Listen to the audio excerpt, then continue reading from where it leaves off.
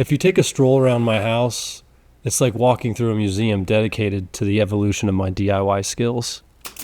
The early exhibits feature my humble beginnings, projects cobbled together with basic tools and questionable techniques, and just a dash of overconfidence. But as you move through the timeline, you'll see my craftsmanship slowly start to evolve from at-a-square cabinets to more consistent reveals towards something resembling actual style and quality. But enough with the pleasantries. Let's build something. So I finally decided to tackle our master bedroom. After 20 years in this house, we're still rocking the same builder grade bifold doors and bare bones metal shelving. The goal here is going to be to try and build this closet and keep it under $400. I'll have my full cost breakdown at the end. So I'm still at the early stage of my woodworking journey where all my lumber still comes from big box stores, mainly because I don't have much of a choice where I'm at. Living in a rural area means my options are pretty limited. Maybe one day I'll graduate to crafting something out of luxurious walnut. But for now, it's good old yellow pine. Let's get it.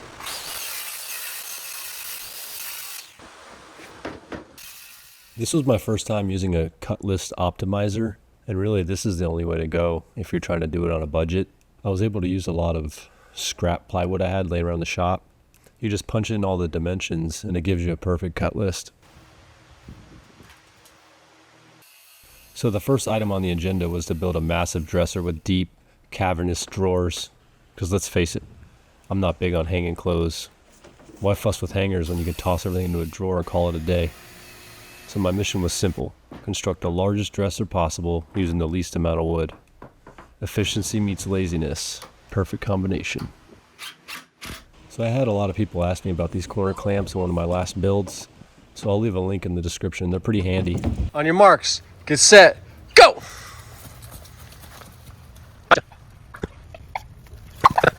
He's running circles around you, man. I'm not using any glue on this thing because it's going to be screwed into the wall. I like these little cabinet screws. They don't require any pre-drilling.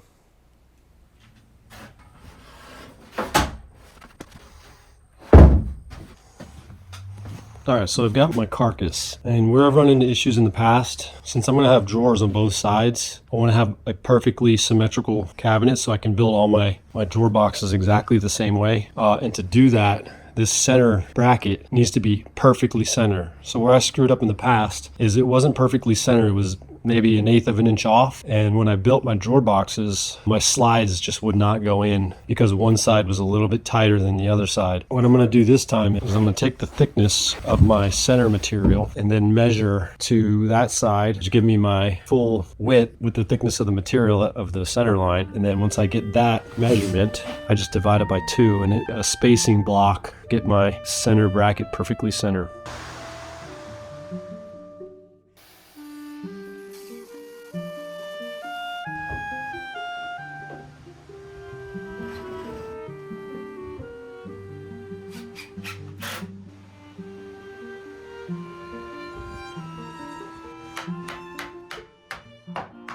Decided to use the 2x4s just to give this thing a little bit more rigidity. That and 2x4s are cheap. I had them. I didn't want to waste plywood. So just to show you how accurate this method is. 21 3/8. 21 3/8 on the money. I can build my boxes all perfectly symmetrical. So it looks pretty primitive at this stage, but none of this is going to be seen. The only thing that's going to be seen on this entire thing is the side.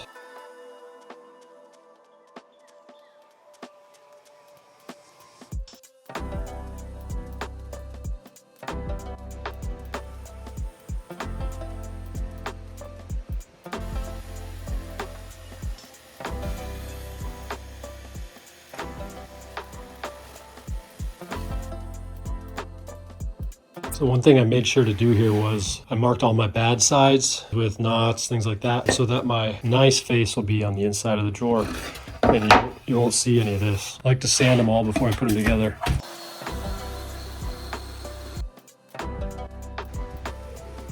Alright, so I screwed up a little bit here. I didn't account for the thickness of my plywood plus the thickness of drawer brackets. I'm about 1.5 inches too long. So I need to remove that much. Let's do it.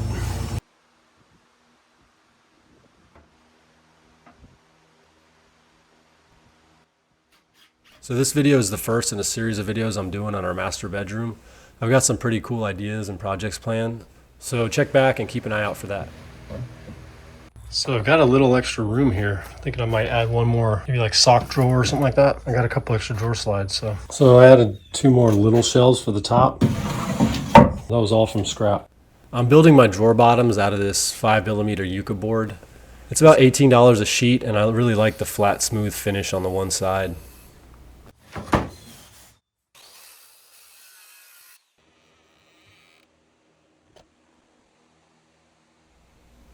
These stop blocks are one of my favorite new features in the new shop. Dude, it made cutting these drawer bottoms a breeze. It's these little quality of life changes that really make my building process so much more enjoyable now. I have a full shed to shop build out. If you need a little inspiration, check out that video.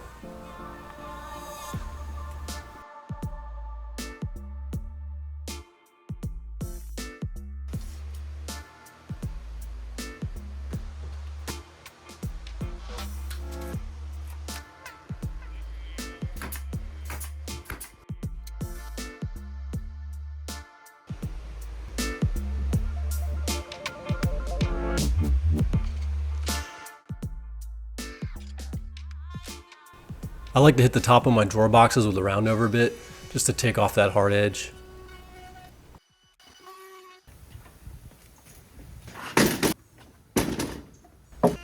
I like having the ability to come outside and work, especially on nice days. Keeps the sawdust out of my lungs too.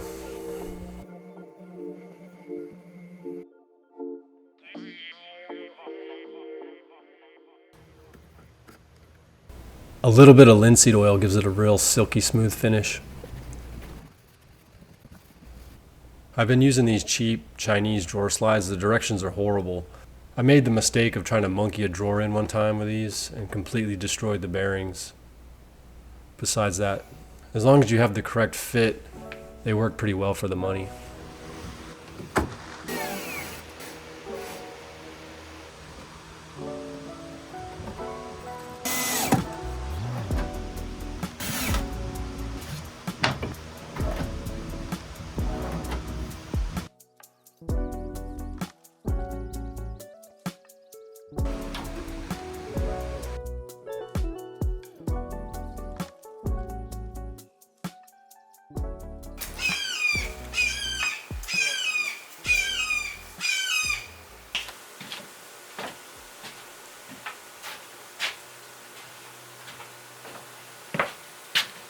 So I initially thought about going without a face frame and then just edge banding the 3/4 inch plywood all the way around. But my boxes are so deep that they're basically flush with the carcass. Plus I like the way that the thinner face frame looks. Gives it more of like a beefy look. When I do the entire closet, I'm going to use the same face frame so it all kind of matches. Maybe. So for my face frame, I'll be using these Home Depot hockey sticks. Yeah. I can't stress enough how important it is just to take a few extra minutes and try to find some straight lumber. It'll make such a big difference in your final product. So the way I like to do my face frames now is I'll lay them all out, get the exact sizes, then I go back and piece the whole thing together as one single piece. Nice square, finished look.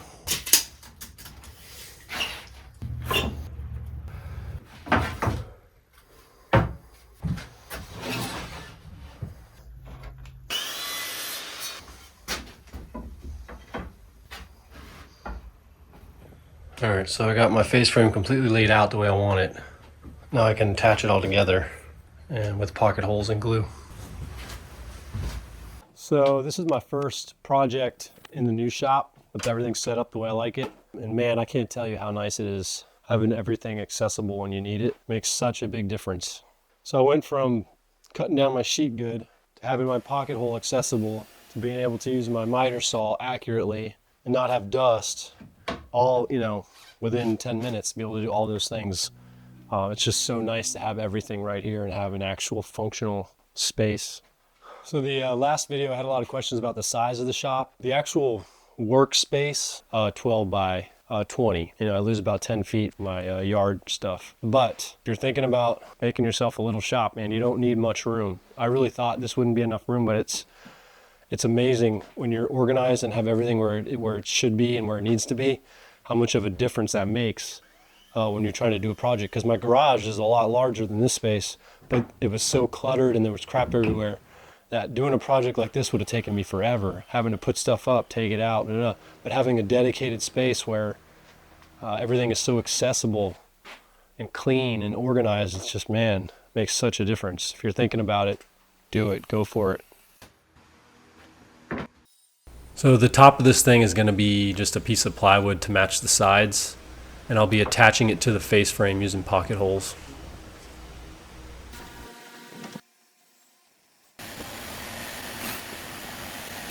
This is the only edge banding I'm doing on this project because the side of the counter is the only visible plywood when all the drawers are closed. Got this nifty little edge banding tool I got off Amazon. It's pretty cool.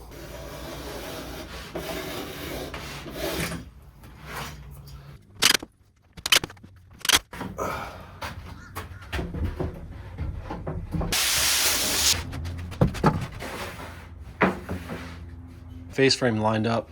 Now all I have to do is trace it out and I'll have a perfect fit for my face frame. So when I make my cuts, it'll take off that 1/8 of an inch for each drawer. And doing it this way too allows me to pick my grain pattern that I want for my drawer faces. So depending on which way you want your grain pattern to go, if you want it to match your face frame, which it kind of does in this instance because all the grain's kind of going that way.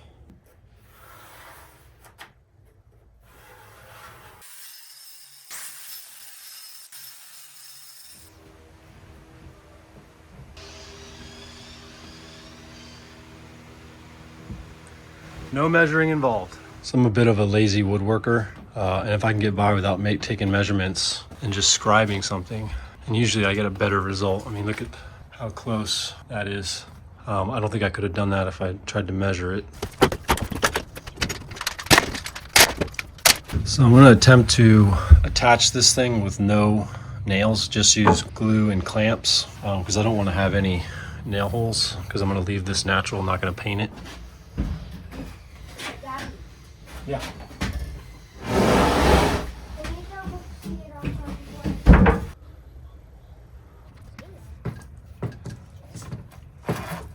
Look how pretty this leaf is. What? Look how pretty this leaf is. That is really pink and pretty. Look at this guy. Pretty, huh? All right, she's glued up.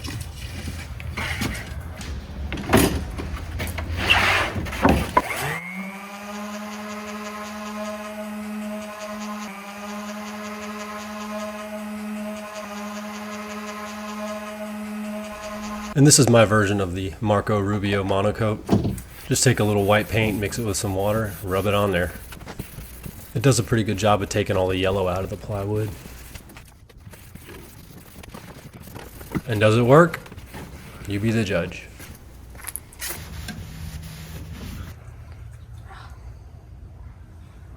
And then this is another way to cheat and mark your drawer fronts so you don't have to do any measuring.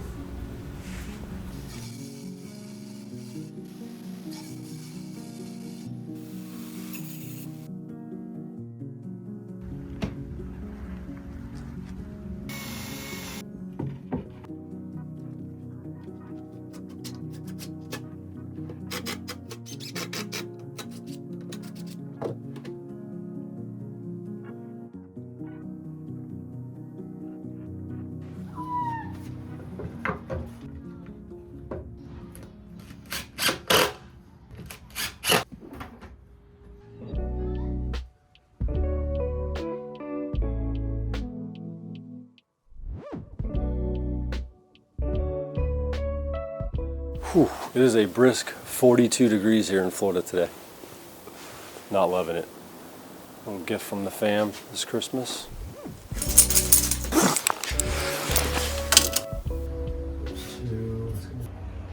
With the dresser done, it was time to move on to the 2 hanging cabinets. I initially looked at some of the ones you could buy But after reading a few reviews and seeing they were made out of particle board and cheap laminate, I decided to build them myself. So it was at this point that I was tired of using my track saw, and I wanted to give it a shot on my table saw, cutting a large piece of plywood to see if I could actually rip it down accurately. And the answer is no. No, you cannot rip it down accurately, at least not in my setup. This thing was all over the place. So back to the track saw.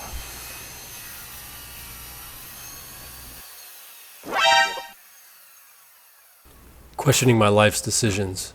In my aggravated state, I forgot to put down my foam board.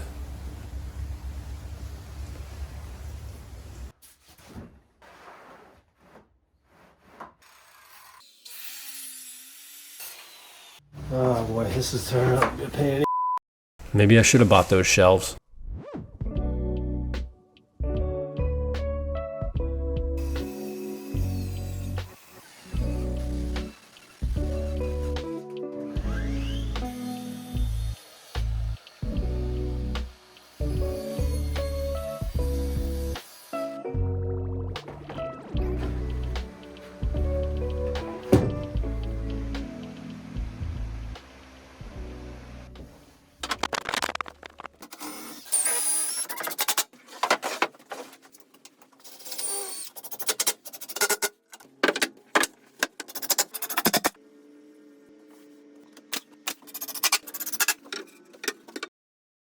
For the sake of actually getting this thing done, this face frame, I just built it in place.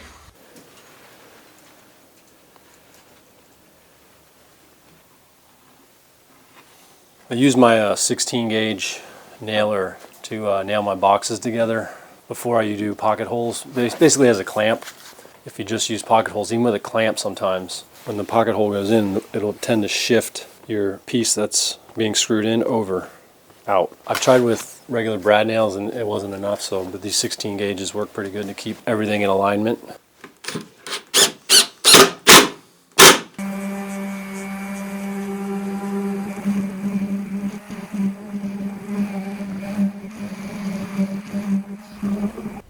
Installation day.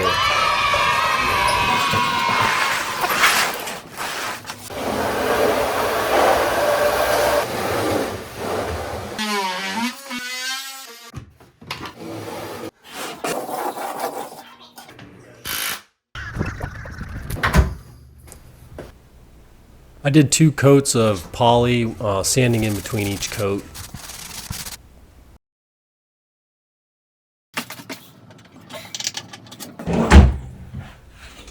Unfortunately, the polyacrylic does add a little bit more yellow to the final finish, but there's not really too much you can do about that.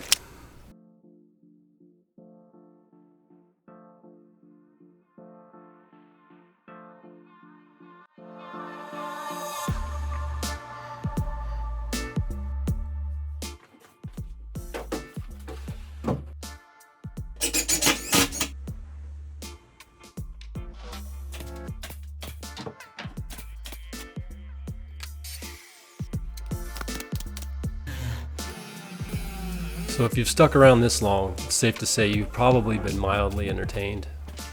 So like and subscribe, or just comment about my poor taste in music, whichever. Not only does it help me keep making content like this, keeps the lights on, but most importantly, keeps my kids and my ego fed. Thanks for watching.